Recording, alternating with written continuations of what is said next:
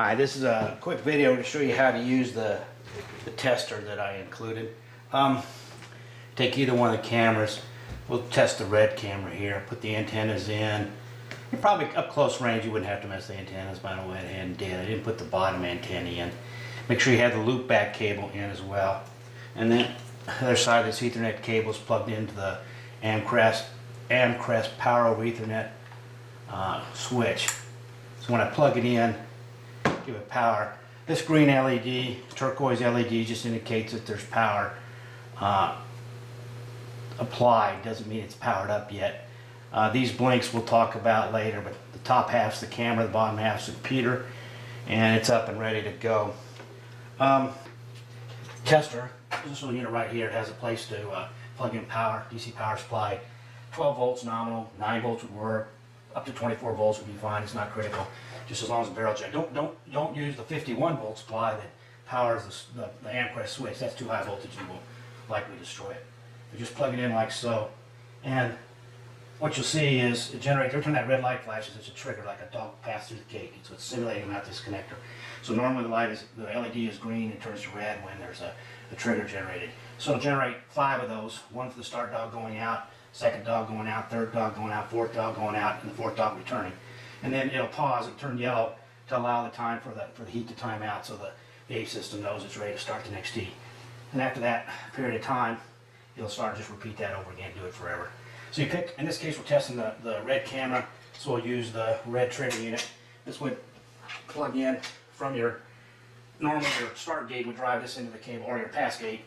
Actually, they're both on the same connector, so the cable from the central unit of the Czech system would plug in on this side, and you plug in the trigger unit here. It's powered over the power's in the cable itself.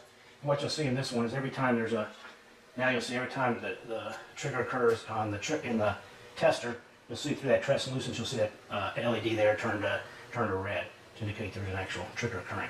We also see over here on the camera, you're seeing that this is transferring it wirelessly, and it's going to have to time out now. But the trigger goes over the cable to the trigger. The trigger transmits it wirelessly to the camera, and then the LEDs on the camera, there's 2 receivers. When it's received by one side, the green light goes off. When it's received by the other side, the red light comes on. If we look at it, actually, let's connect to normally this would just, the display unit would be connected to a TV, but I'll just use VNC to connect to it. And we'll see the things go this way. So the first pass that comes through, the first beam break that happens, there's the timeout, so it's ready for no heat on the screen. And take 15 seconds after that before anything happens. There's the first break, there's no pass.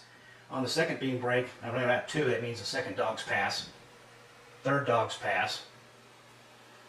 Going on the fourth dog's pass, you see that, and then any subsequent beam break, that's the fourth dog coming back, you'll see them stacked and rotated. Let me just do that again. So the first time, there's the heat timeout, it's ready for another heat. Or there's the start dog breaking the plane, there's a second dog pass, here's the third dog's pass, here's the anchor dog's pass, and then there's no pass here, this is just the anchor dog return. Okay? Now that's if we have it set up to show last beam break. We only do that at Can-Am. Normally, we do not, we figure this mode, like so. Let me get this click, cut it. So now when we do this, first dog, same as before. Second dog pass, same as before. Third dog pass, same as before. Anchor dog, I didn't get my fingers changed, but that's the anchor dog pass. And now you see 3, and you get that third stack the same as when the anchor dog returns is when it's stacking. So you see each one full screen as it happens in either case. So one more time, let it go through. The start dog going out. Second dog pass, or start dog coming back. Third dog coming back. Third dog pass, and then, I didn't get my fingers changed fast enough. But anyway, the difference being is you only see 3 passes in this mode, and it stacks when the anchor dog breaks the beam on the way back, because you're not interested in seeing that spit ball. So if you're not looking for spit ball, you use this mode. You get just 3 on the screen, and it's easier to see the passes.